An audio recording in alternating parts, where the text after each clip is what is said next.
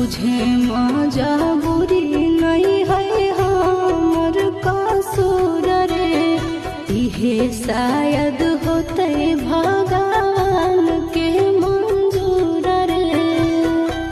कठ के करे जावा बनाइले नी दया नहीं आबोगे। जानूगे सुनी के करे जा हमर फटो दर्दिया कोई